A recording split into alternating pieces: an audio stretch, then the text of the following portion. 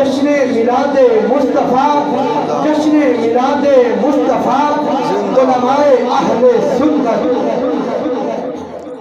دعا ہے کہ اللہ تبارک و تعالیٰ اس محفل کی قبولیت کا صدقہ جناب قاسم صاحب کو عزت عطا فرمائے آمین اور برکت عطا فرمائے۔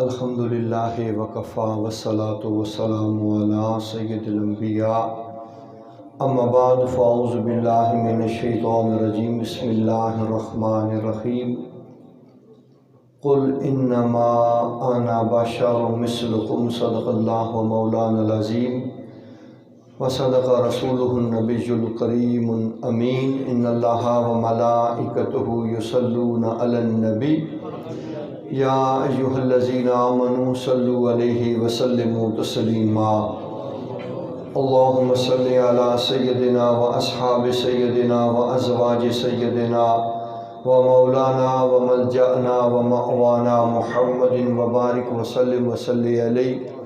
سارے حضرات بآواز بلند درود پاک کا نذرانہ پیش کیجئے۔ الصلاۃ والسلام علیک یا سیدی یا رسول اللہ، الصلاۃ والسلام علیک یا سیدی یا حبیب اللہ، الصلاۃ والسلام علیک یا رحمت للعالمین وعلی آلک و اصحابک یا سیدی یا خاتم النبیین۔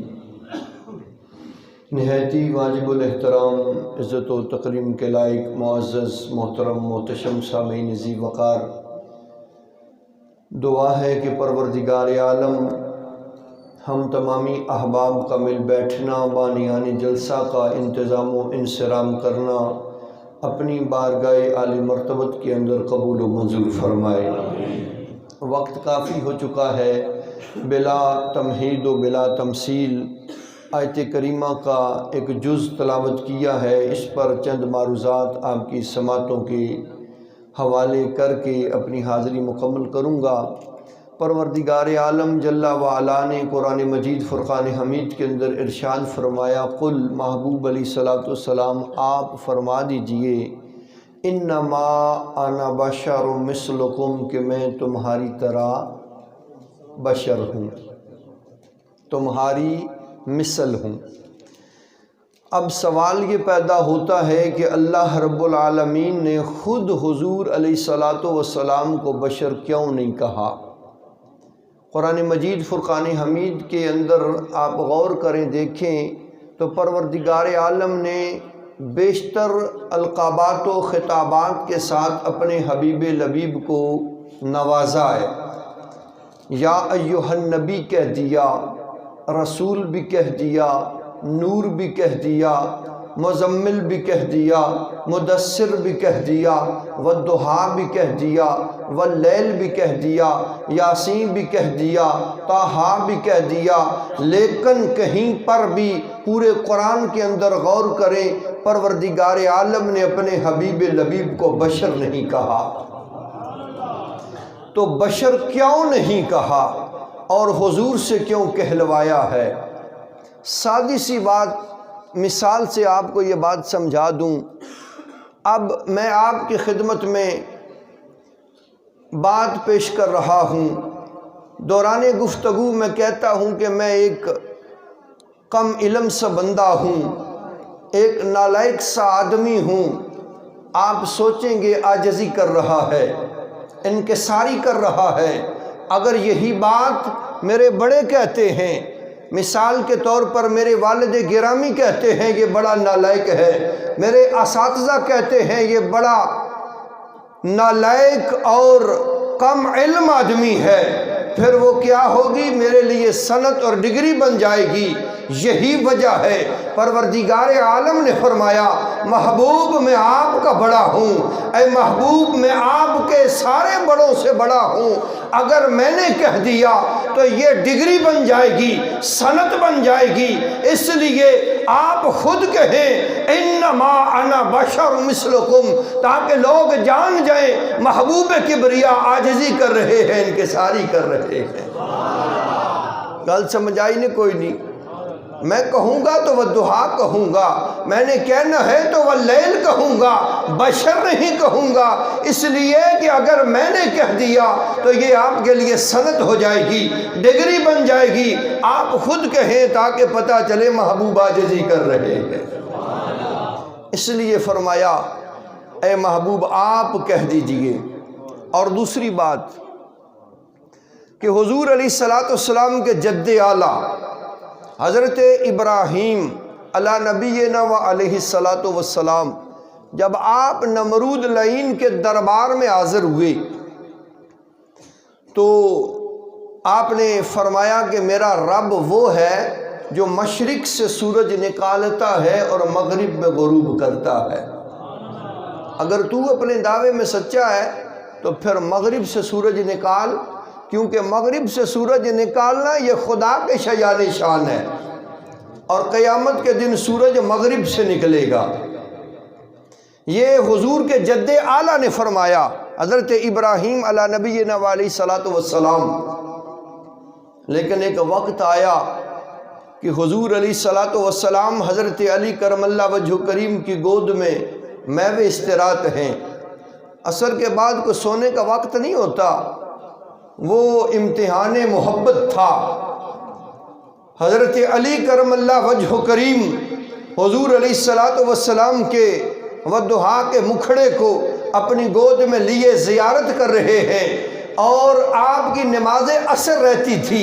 وقت گزرتے گزرتے نکلتے نکلتے آخری ٹائم تک پہنچ گیا، جب حضرت علی کرم اللہ وجہ کریم نے دیکھا کہ نماز عصر قضا ہو رہی ہے، تو پھر آپ نے حضور علیہ السلام کو جگایا نہیں، بیدار کیا نہیں، زبان پہ سوال لائے نہیں۔ پھر کیا ہوا؟ آپ کا وہ دکھ اور درد آنسو بن کے آنکھوں سے چھلک جاتا ہے۔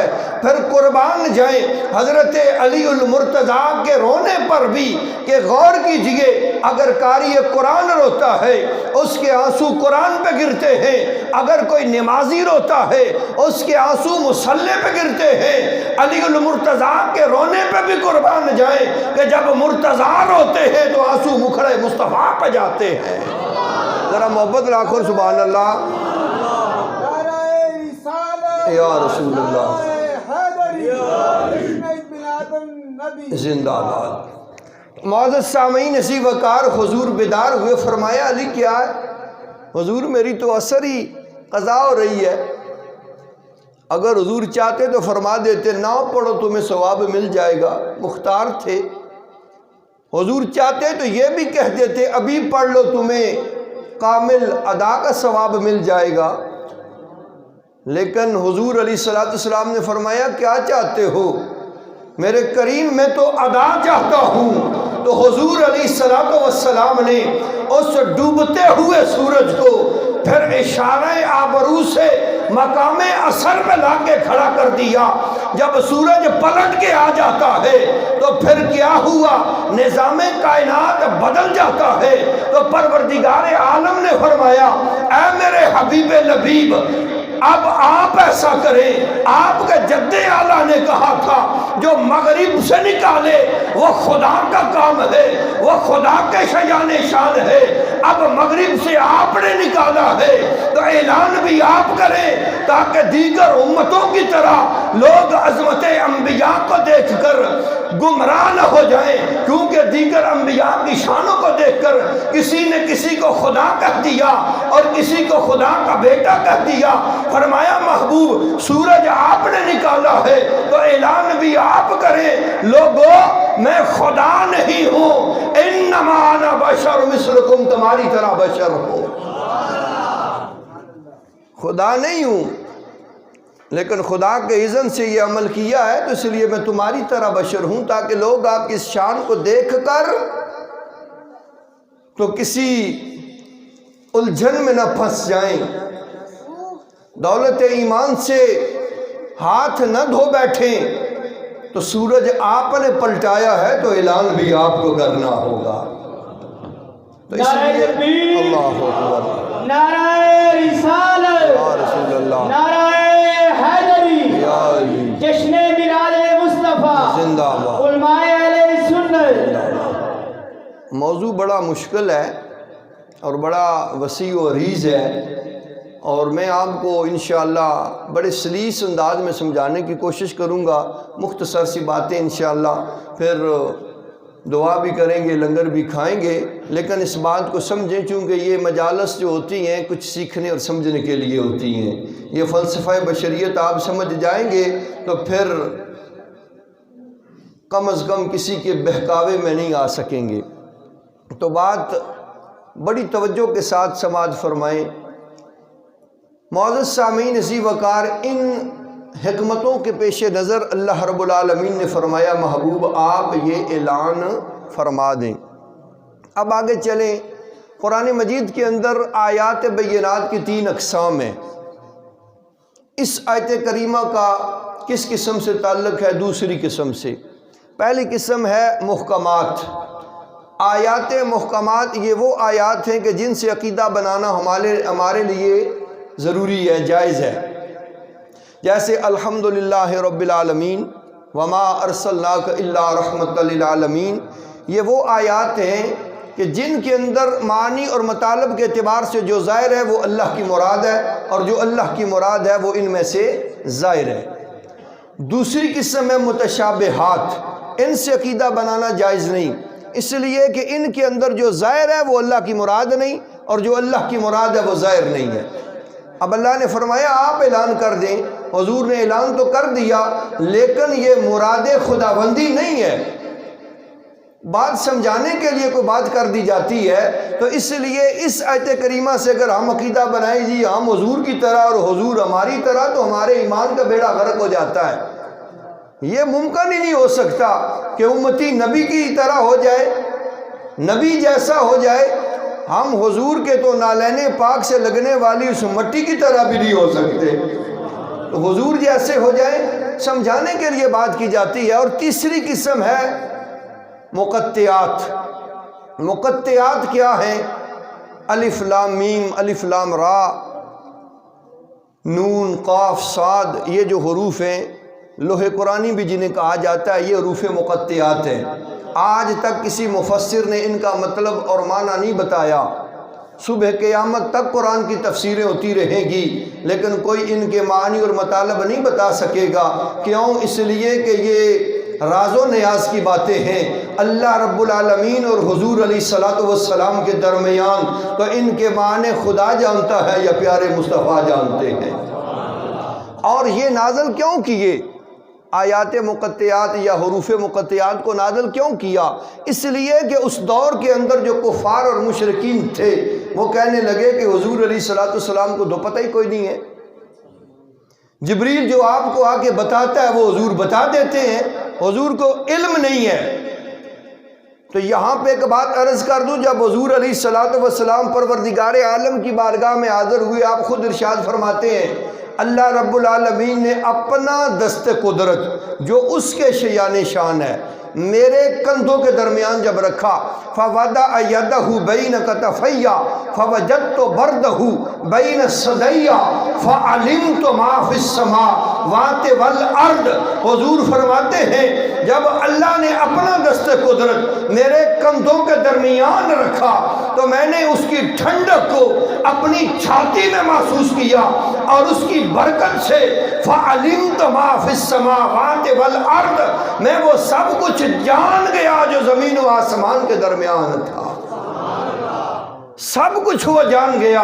حضور کا تو یہاں تک کا علم ہے، کفار و مشرکین کہتے تھے کہ جو جبریل لا کے دیتا ہے حضور وہ بتاتے ہیں، تو پروردگار عالم نے اس لیے آیات مقطعات کو بھیجا تاکہ پتہ چل جائے دنیا والوں جبریل بارگاہ مصطفیٰ کے اندر معلم بن کے نہیں مبلغ بن کے آتا ہے، یہ مبلغ بن کے آ رہا ہے، پیغام رساں بن کے آ رہا ہے۔ تو یہ آیات کی 3 اقسام ہیں۔ پھر آگے چلیے معزز سامعین اسی وقار بشر کی بھی 3 اقسام قرآن نے بیان فرمائی ہیں. ذرا محبت راکھن سبحان اللہ. تھکے تو نہ ہو، پکی گل ہے، پھر محبت راکھو سبحان اللہ. محبت تھکی ہو سی پر چلو پھر بھی آخی چھوڑو سبحان اللہ. بہرحال کوئی گل نہیں، ہوں چلو لنگر لبسی اس تو بعد کیوں جی قبلہ کاری صاحب. اچھا چلو ٹھڈی ہوئی گئی اسی پھر محبت ہو جی تھکی نہیں تو بہرحال چلو ہوں ویلا جی اج ہو گیا تو ہوں آڈا ویلا ہویا تو کم از کم کوئی 4 گلاں بھی پتے دیاں تو پلے پینیاں چاہیے نے. کیا خیال نے؟ یہ جی تقریر تساں پھر کوئی نہیں سننی تو میں بڑے دلہ نال تساں کی تقریر سنانا. الحمدللہ کوشش کری نا چنگی تو چنگی گل تساں نے پلے پوے تاکہ کوئی مطلب حاصل ہوئے. کیونکہ آج کا رٹ پئی ہے نا جی ہم نبی کی طرح، نبی ہماری طرح، تو ذرا تساں کی پتہ چلا نا کہ نبی کی عظمت اور شان کیا ہے. تو بہرحال بشر کی 3 اقسام ہیں. بڑے اختصار سے میں اپنی گفتگو کو اختتام کی طرف لے جا رہا ہوں. 3 قسمیں بشر کی قرآن نے بیان کی ہیں. پہلی قسم کیا ہے؟ بشر خاکی. قرآن کہتا ہے وَإِذْ قَالَ رَبُّكَ لِلْمَلَائِكَةِ إِنِّي جَاعِلٌ إِنِّي خَالِقٌ فِي إِنِّي خَالِقٌ إِنِّي خَالِقٌ مِنَ الْبَشَرِ الطِّينِ. کبھی کبھی بندہ بھول بھی جاتا ہے، اللہ معاف فرمائے، لیکن انسان ہوں نا، کمپیوٹر نہیں ہوں، فرق لگ جاتا ہے. تو فرمایا پروردگار عالم وَإِذْ قَالَ، اے محبوب علیہ الصلوۃ والسلام یاد کیجئے. از اور ازا کا کلیہ یہ ہے کہ جب یہ آ جاتا ہے تو وہاں یاد کرانا مقصود ہوتا ہے. تو یاد کس کو کرایا جاتا ہے؟ جو بندے کے پاس موجود ہو، یا جو معاملہ یا واقعہ ہمارے سامنے پیش آتا ہے اس وقت وہ موجود ہو. تو اللہ رب العالمین کس کو یاد کرا رہا ہے؟ اپنے حبیب لبیب کو. وَإِذْ قَالَ رَبُّكَ لِلْمَلَائِكَةِ إِنِّي خَالِقٌ بَشَرًا مِّن طِينٍ.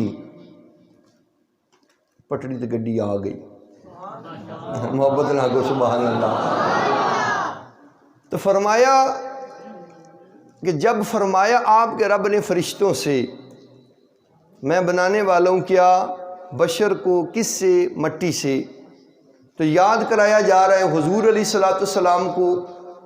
اب پہلا بشر کون ہے؟ آدم علیہ السلام. بشریت کا آغاز، انسانیت کا آغاز، آدمیت کا آغاز کس سے ہوتا ہے؟ آدم علیہ نبینا علیہ الصلوۃ والسلام سے. تو اللہ کریم حضور سے فرما رہا ہے کہ آپ یاد کریں. جب آپ کے رب نے فرمایا فرشتوں سے میں بنانے والا ہوں بشر کو مٹی سے، اور اس وقت حضور کی شان کیا تھی؟ آقا علیہ الصلوۃ والسلام فرماتے ہیں کنت نبیم و آدم بین الماء والطین، کنت نبیم و آدم بین الروح والجسد، کنت نبیم و آدم لمنجادل فی طینتہ. حضور نے فرمایا میں اس وقت نبی تھا جب آدم علیہ السلام مٹی اور پانی کے درمیان تھے. میں اس وقت نبی تھا جب آدم علیہ السلام روح اور جسم کے درمیان تھے.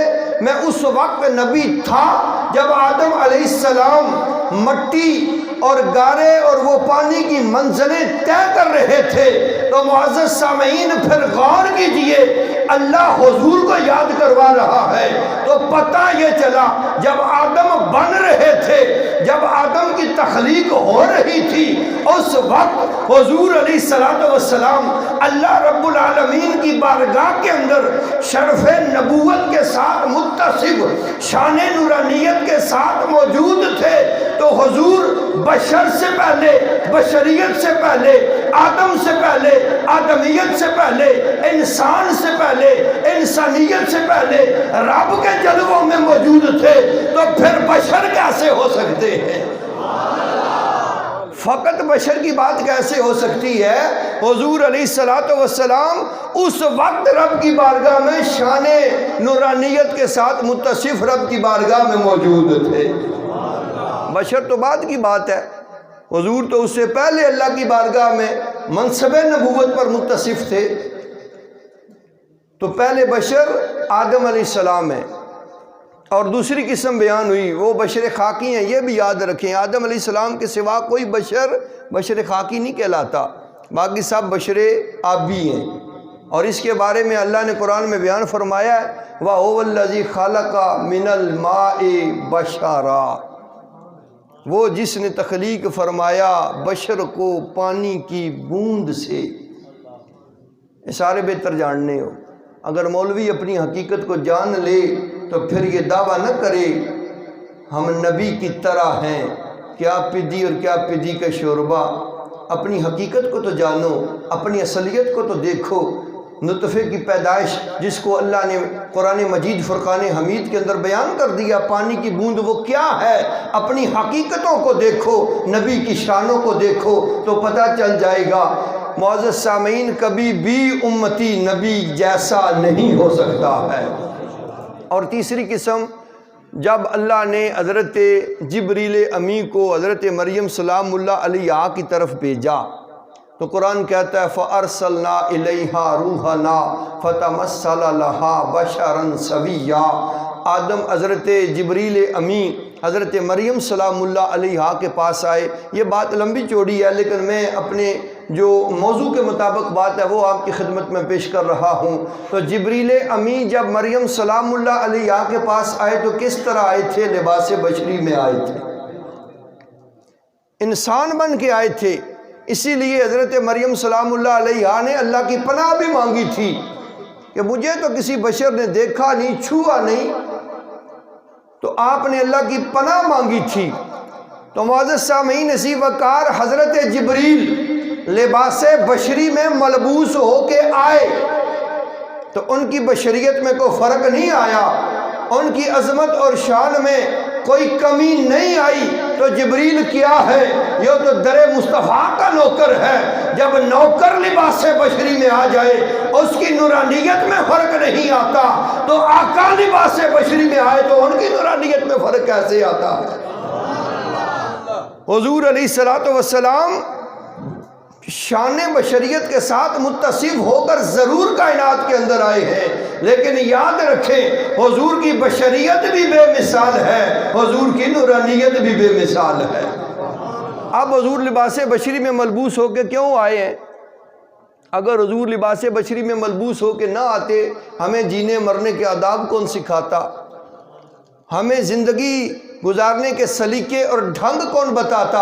آج ہم کوئی بھی کام کرتے ہیں تو کہتے ہیں اس طرح کر لو تاکہ ہمارا معاملہ بھی ہو جائے، کام بھی ہو جائے اور سنت محبوب کی تکمیل بھی ہو جائے.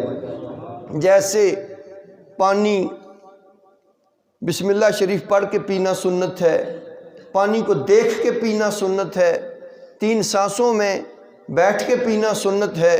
تو ہم جب پانی کو بیٹھ کے 3 سانسوں میں بسم اللہ شریف پڑھ کر دیکھ کر پیتے ہیں تو کتنی سنتوں کی تکمیل ہوتی ہے. پانی پینے کا عمل بھی مکمل ہو جاتا ہے، سنت محبوب کی تکمیل بھی ہو جاتی ہے. تو یہ سنتیں ہمیں کون سکھاتا؟ اگر حضور لباس بشری میں ملبوس ہو کے نہ آتے تو حضور علیہ السلام نے ہمیں جینے مرنے کے، اٹھنے بیٹھنے کے، کھانے پینے کے آداب اور طریقے عطا فرمائے ہیں. اب ہم کبھی کبھار گرم چیز ہو تو اس میں پھونکے مار مار کے اسے کھاتے اور پیتے ہیں، جبکہ حضور نے اس سے منع فرمایا کیونکہ پھونک مارنے سے برکت اٹھ جاتی ہے. تو چاہتا سب پینے ہی پھونکا ماری کے، لیکن اس عمل سے برکت ختم ہو جاتی ہے.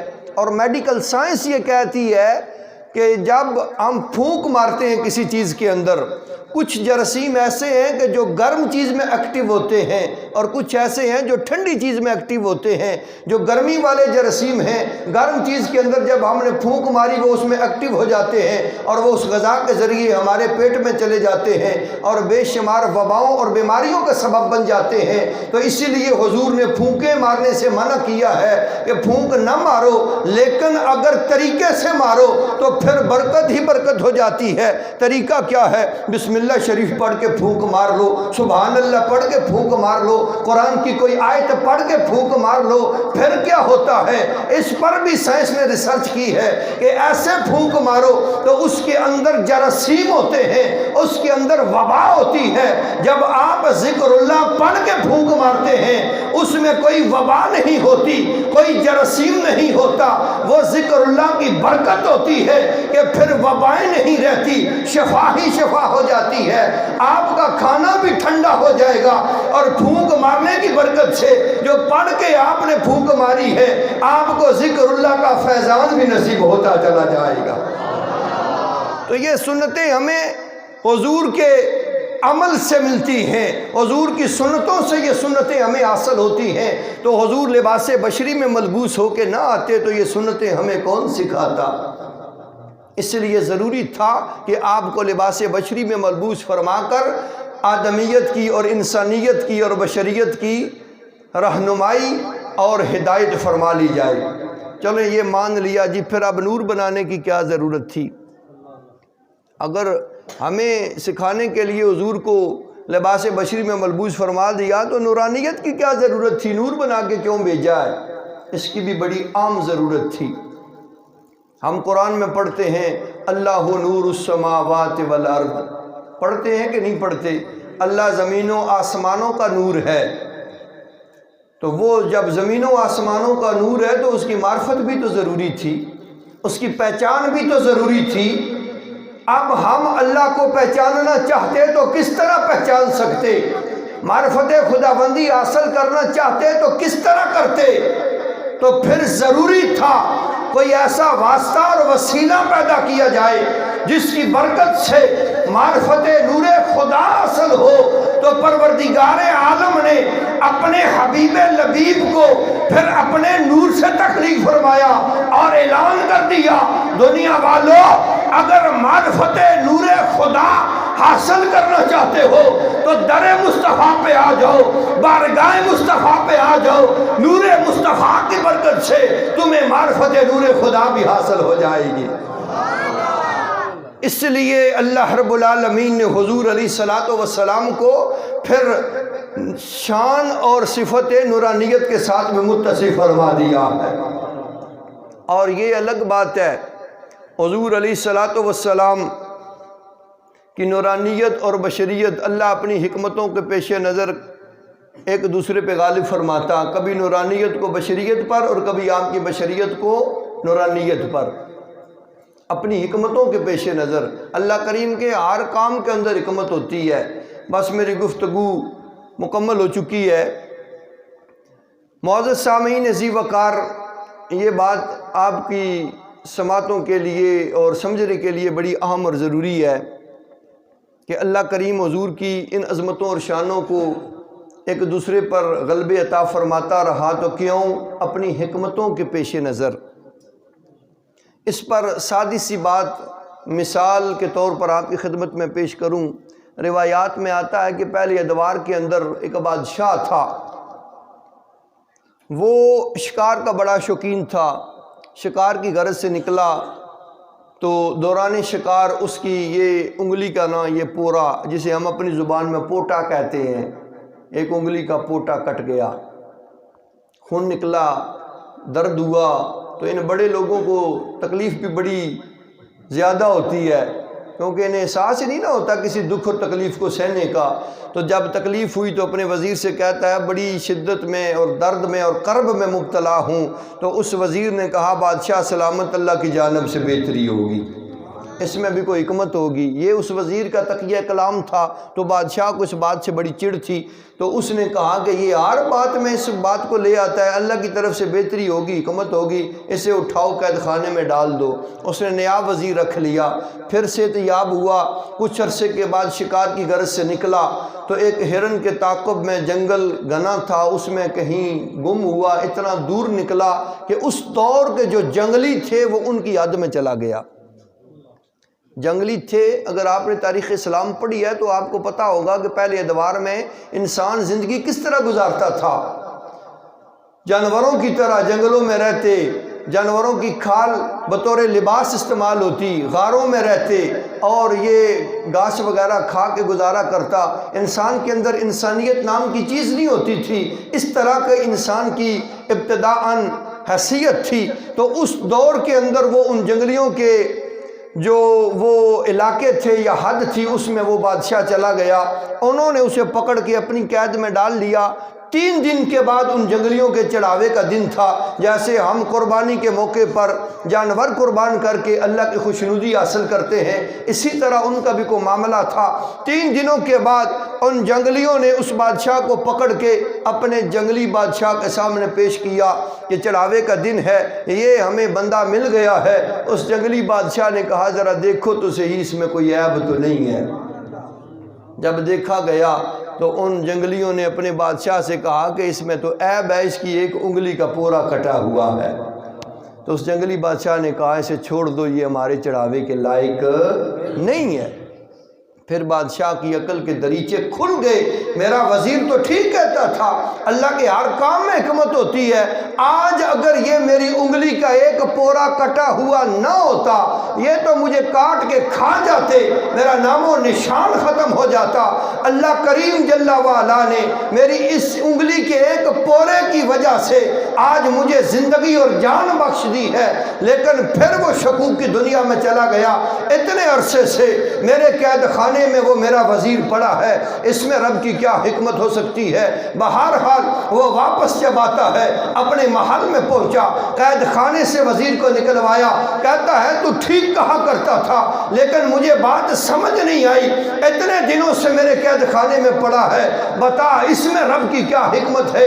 تو وزیر نے کہا اے بادشاہ سلامت، تیرا نیمک حلال وزیر ہوں، تیرا وفادار وزیر ہوں۔ جب تو گھنے جنگل میں ہرن کا تعاقب کرتے ہوئے گم ہوا، اگر میں تیرے ساتھ ہوتا، باقی تو پیچھے رہ گئے، میں تیرے ساتھ ہوتا تو ساتھ جاتا، دونوں پکڑے جاتے، تو عیب دار تھا بچ جاتا، میں ہر طرح سے سلامت تھا، ان جنگلیوں کا چڑھاوا چڑھ جاتا۔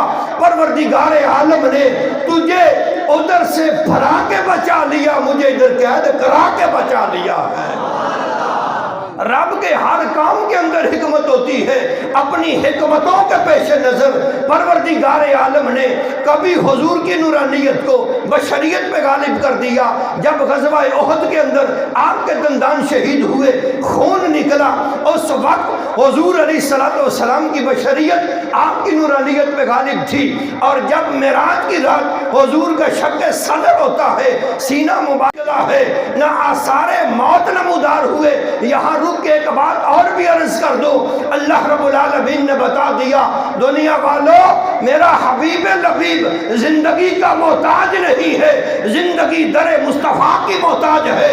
اس مقام پہ نورانیت مصطفیٰ کو بشریت مصطفیٰ پہ غالب کر دیا۔ اپنی حکمتوں کے پیش نظر اللہ جب جب چاہتا حضور کی نورانیت اور بشریت کے باب کھولتا اور حضور کی نشانوں کو آشکارا کرتا جاتا۔ تو اس لیے جان لو اور مان لو، حضور کی نورانیت بھی بے مثال ہے، حضور کی بشریت بھی بے مثال ہے۔ اللہ اکبر، یا رسول اللہ، یا علی۔ تو حضور علیہ السلام، ایک بات یہ بھی یاد رکھیں، فقط حضور علیہ السلام کو نور ماننا اور بشریت کا انکار کرنا یہ بھی کفر ہے، اور صرف حضور کو بشر ماننا اور نورانیت کا انکار کرنا یہ بھی کھلی گمراہی ہے۔ حضور بشر بھی ہیں، حضور نور بھی ہیں، یہ حضور کی شانیں ہیں، حضور کی صفتیں ہیں، حضور کی عظمتیں ہیں۔ جس طرح لاکھوں کروڑوں اور شانیں ہیں، اسی طرح یہ بھی عظمتیں ہیں۔ حضور کی ہر شان کو بانو، حضور کی ہر عظمت کو دل و جان سے چاہو، اور حضور کی محبت اپنے قلوب و اذہان میں بساؤ، اور حضور کی بارگاہ کے اندر اپنی والہانہ عقیدتوں اور محبتوں کے نذرانے پیش کریں، تاکہ ہماری یہ مختصر زندگی سنور جائے اور دارین کے اندر پروردگار عالم ہمیں اپنے حبیب لبیب کی محبتوں کا فیضان عطا فرمائے۔ دعا ہے کہ اللہ کریم ہم سب کا مل بیٹھنا اپنی بارگاہ گہربار کے اندر قبول و منظور فرمائے۔ وما علینا الا البلاغ المبین۔